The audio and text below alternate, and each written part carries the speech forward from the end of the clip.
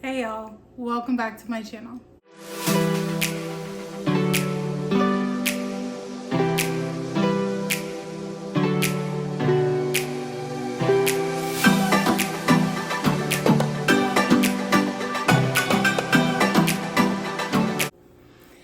Once again, we're surrounded by books, a few options, of course. Also, look at this shirt my godmother got me. Stack of books. But today we're doing a book recommendation video. And they are all sports romances. They all have a bit of a blue vibe going. That wasn't the intention. It just so happened to be that way. I think I've shown a few of these in like different hauls, but never recommendations. So that's what we're doing.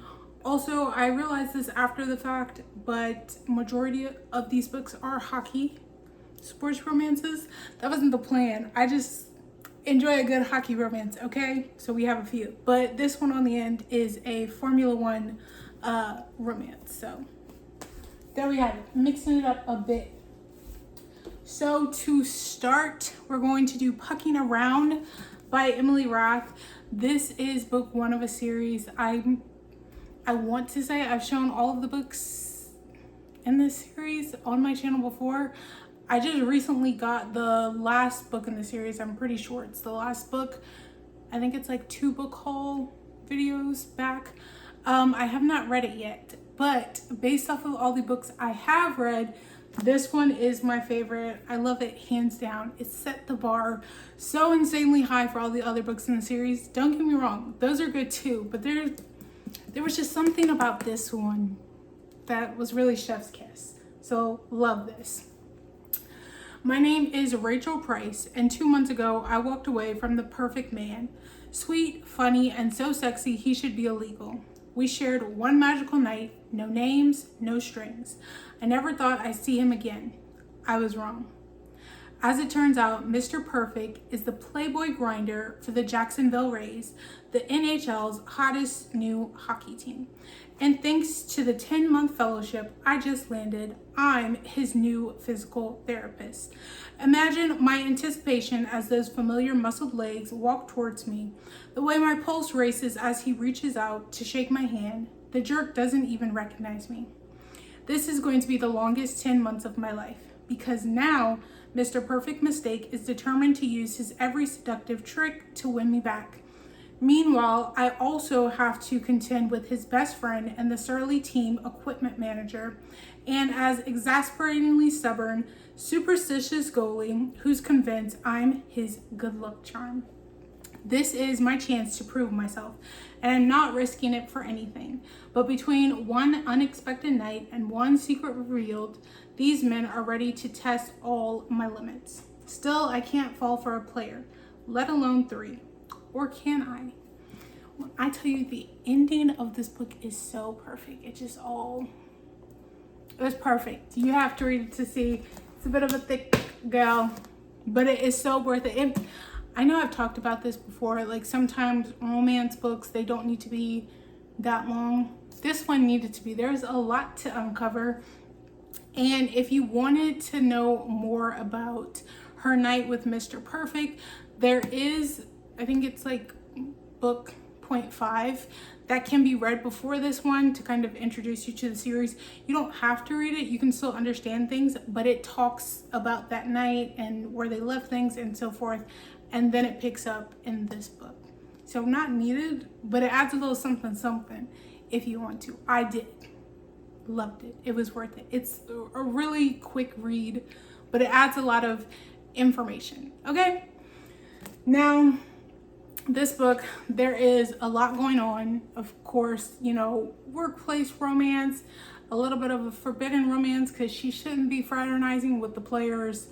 But I mean, and at the same time, she's trying to start things right on this fellowship. She's trying to put the job first, right?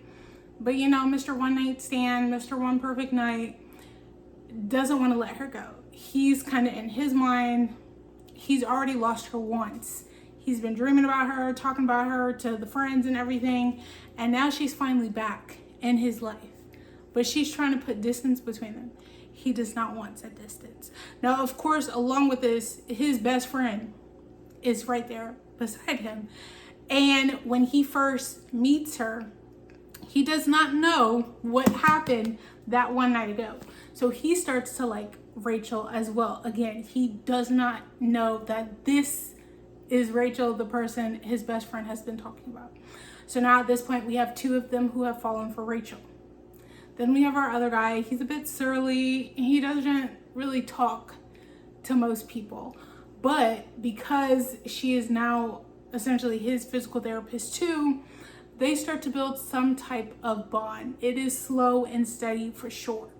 But now he feels like Rachel is a person he can kind of confide into. She starts to pick up when things are wrong, and he starts to notice things when Rachel isn't feeling well, or like when she's off her game. So they form that bond.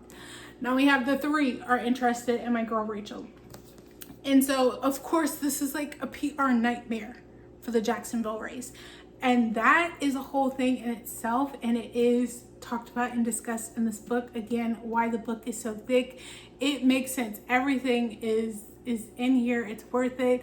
You also meet other characters that will be introduced throughout the book and that will get their own series eventually. But these characters will always have my heart. This book was so good. I'm pretty sure I flew through this book like in a day and it was perfect. It's a great introduction to the series, and I'm also sure this was probably my introduction to Emily Rath, and I read like all of her books now. None of them disappoint. So check this one out. Next we have Mile High by Liz Tomforde. All the books in this series just got new covers. So like these are the new covers, and then if you got first editions, they came with the sprayed edges. I, read the books before they came out with the new covers. I don't have all of them with the new covers. I only have two, but whatever. This is one of my favorites in the series. It's also the start to the series. It is the Windy City series. The series is completely finished. It's like friend groups, it's family, they all get their own books, but of course they are slowly introduced as the series goes on, and some of them feature different sports. So this is hockey, there's also baseball, and then I'm pretty sure, I want to say basketball as well, but they're not all the same, sports. Some of them are, some of them aren't, but it's various.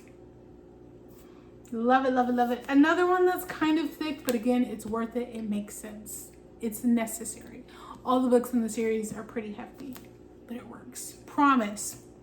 Okay. Xander's. Chicago hockey isn't complete without me. Everyone's favorite player to hate. I know my role and I play it well.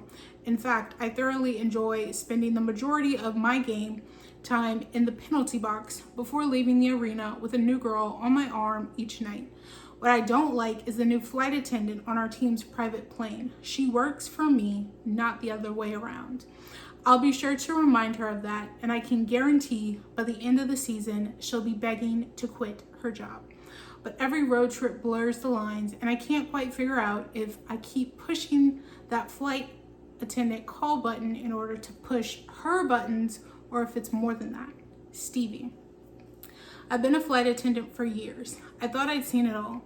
But when my new job lands me on board working for the most egotistical and self-righteous diva in the NHL, I start to second guess everything, including the promise I made to myself of never hooking up with an athlete again, no matter how annoyingly tempting he may be.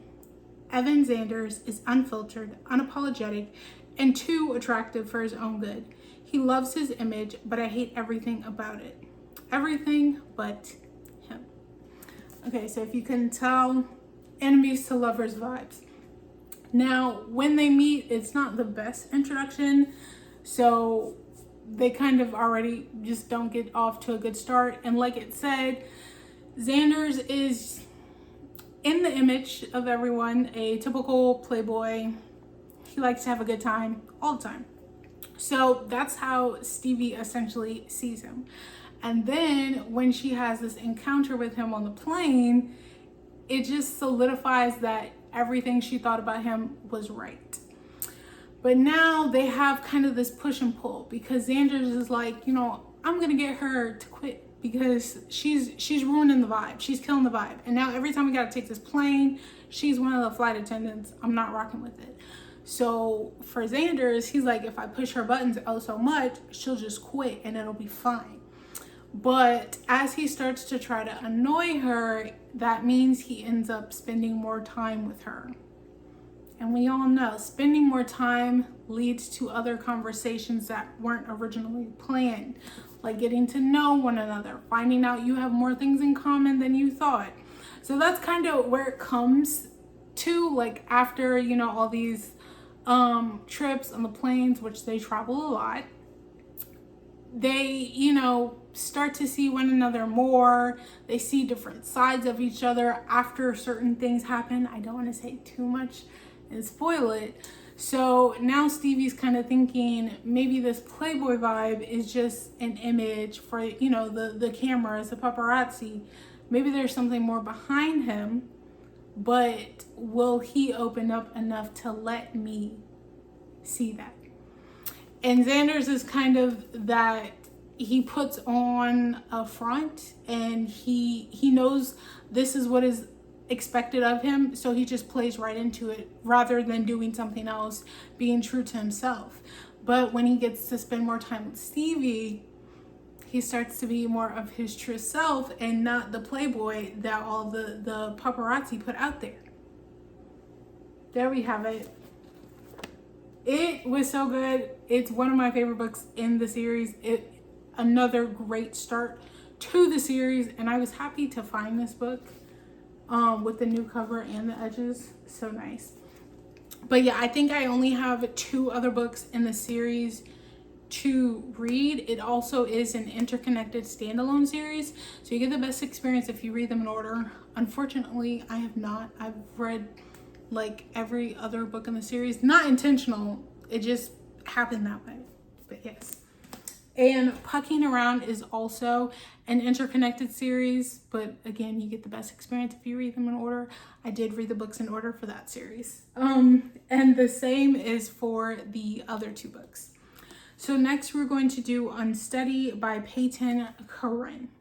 So this is book 1 in a series. So it's actually a duology. There's 2 books, but then there are 2 other books that take place after these events that are set in the same world. So it's like an introduction to that world.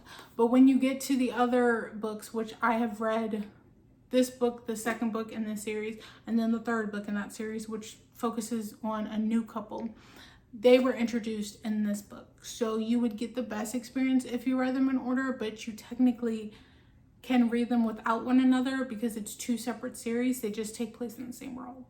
Hopefully that made sense. Okay. Rise is desperate to feel anything. Sadie wants to stop feeling so much. Okay. Rise Kadetsky is back, at least he's supposed to be. During last year's Frozen Four, the Waterfall University hockey captain and NHL legacy took a brutal hit that left him with a concussion and a new discomfort on the ice. Plagued by nightmares and panic attacks every time he attempts to skate, Rise wonders if he'll ever play again or if he'll ever want to. Sadie Brown is staying focused this semester no matter what. Currently drowning in debt, custody hearings for her younger brothers, and skating practices, she's just trying to make it to the next day. A Spitfire figure skater known for her bad attitude and frequent disappearing acts, Sadie has a reputation on campus, and it's not a pretty one. When she accidentally witnesses one of the Golden Boy hockey captain's panic attacks and attempts to help him, a strange sort of understanding strikes up between them. No questions asked, just comfort. But Rise finds himself drawn to Sadie, where he feels empty, a shell of a man and a player he was before. Sadie is so full of everything. It bears from her every emotion she feels, seems like it's blasted at the max volume. Rise is desperate to feel anything. Sadie wants to stop feeling so much.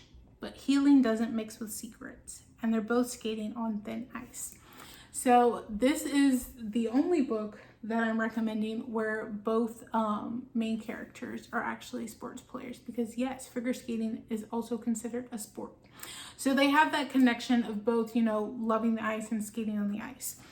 Now with Rise, this whole situation has happened to him. He wants to get back on the ice, but there's so many things that happen when he even thinks about getting back on the ice. And Sadie, she has a lot going on in her life. She's trying to get custody of her younger brothers. She's literally in school. She's trying to figure skate. She has a lot going on in her life. She doesn't really want anything else to deal with. One day, she witnesses one of Rise's panic attacks. It kind of just falls out that they'll help each other, no questions asked. They won't really go too much into detail. So now she's not telling anybody about what's happening with Rise, because in certain, I don't want to say too much, in certain ways she can understand.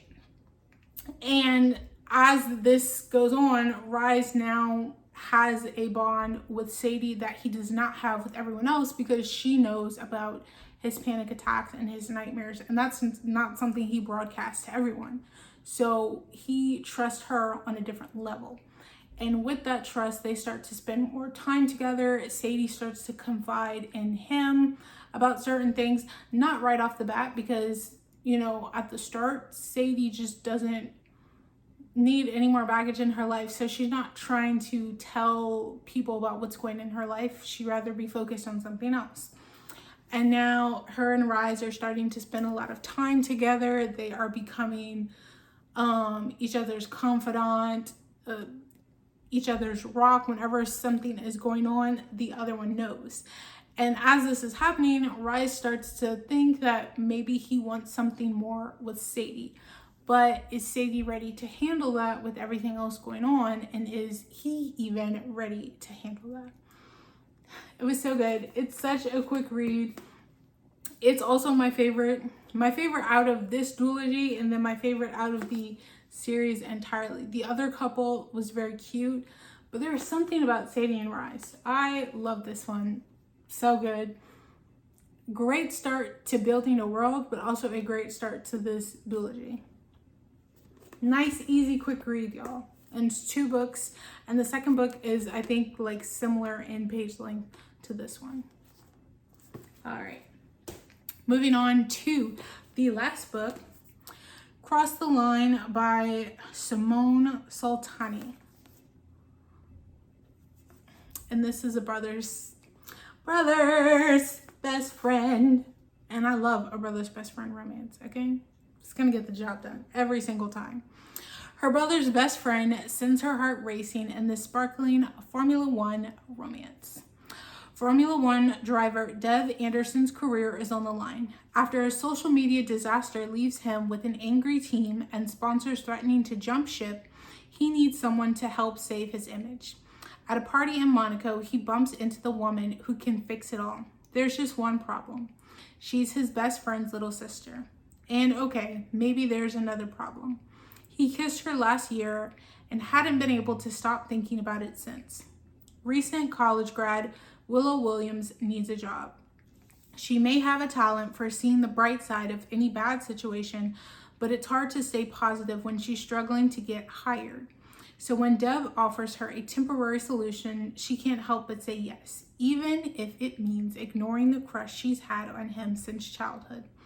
Willow and Dev are determined to keep things strictly professional, regardless of old feelings and the blazing chemistry between them. But in the glittering and high-stakes world of Formula One, some lines are meant to be crossed. Okay, so I love a brother's best friend's romance because 9 times out of 10, they both have had feelings for each other for a very long time, but the guy never wants to cross the line because it's his best friend's little sister and he feels like that's a betrayal, whatever. They always use that line.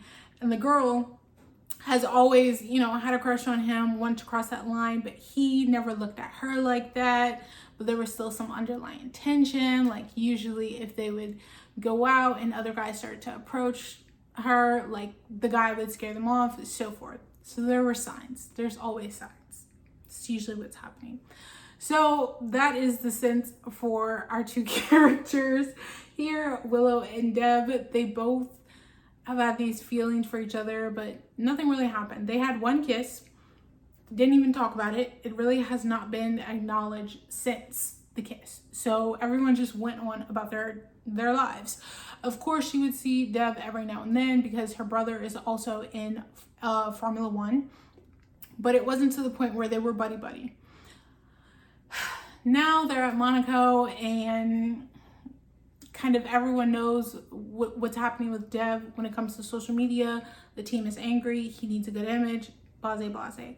Now, Willow has kind of that background in PR. She can help turn things around. She is actively looking for a job. And Deb kind of approaches her with this opportunity where she can kind of manage his socials, do all the PR for him. And then this can help spread the word to other people in Formula One or to other people outside of that. Once they see what she has done with Deb's reputation, they'll want to hire her too. So Willow's kind of looking at it as a win-win. She'll have a job for the time being. She's going to get paid, build up her portfolio, and also try to build up her clientele. So it's a win-win for her. But it's also established, like at the start, we're just going to be professional. It'll be what it'll be. We're not crossing any lines. We're drawing this line, and it'll be that. That was not the case. They started teeter-tottering over the line, coming back, going back over the line, and then coming back. And I think also, of course, Willow has always had these feelings for him. I think for Deb, it took him a little while to realize he had the feelings for Willow, but then it became, this is my best friend's little sister, like I can't do that. So the feelings became repressed. And now they're literally going on tour together because she has to handle his PR. There are also some instances where she's not necessarily needed, but for the most part, they do travel together. They spend a lot of time together. Now, with spending a lot of time together, sometimes old feelings are being brought up or memories from when they used to hang out all the time when they were younger, right? We're getting in that good territory. And then it becomes that hesitancy of, do I want to cross this line? I'm trying to remain professional. I've been hired for this job. I'm trying to build up my clientele. But if I cross this line, will that ruin the reputation I am trying to build, right? And Dev just doesn't want to mess things up because this is his best friend's little sister. That could ruin his relationship with his best friend. That could also be a little dicey for his best friend and Willow, as they are brother and sister. So he doesn't want to mess up things because he's already being painted in a negative light for publicity wise. He's trying to get back in everyone's good graces. So he kind of has to save face. He can't do anything to mess it up. Now, being with Willow, will that lead to bad PR or could that lead to good PR? And as you can see, it's a quick read. It's one book. It was so cute. I loved it. The push and pull. And then once you kind of understand the kiss and why there's essentially like no communication, that is explained in here as well. It makes sense. I promise it's not as bad as it seems. Like they shared one kiss and then it was like dead contact. It makes sense. I thought it was really cute. They were really cute. It's the start of a series, interconnected. Each book features a new couple. Yes, Willow's brother does get a book as well. Love it. This was such a good one. And it's also one of the few F1 romances I've read. I don't have many of them, but I also feel like there aren't that many F1 sports romances out there. So this was a good one. And those are all the books that I plan to recommend today. Again, they mainly ended up being hockey. That wasn't the plan. It just happened that way. I do read other sports. I do read other sports romances. It just so happened when I was picking the batch today, it leaned towards hockey. But if you have any sports romances that you think I might be interested in, please drop them in the comments. Because like I said, I read a bunch of sports romances. I am open. If it has any of the similar vibes as what I showed today, please drop them in the comments, or just drop some that you think I might like. So that is all for this video. Please check those books out. They're all really good. They're all the start to a series, so you can continue to enjoy the good vibes. If you like this video, please give it a thumbs up. If you would like to see more, please hit the subscribe button down below. Peace and blessings, my loves.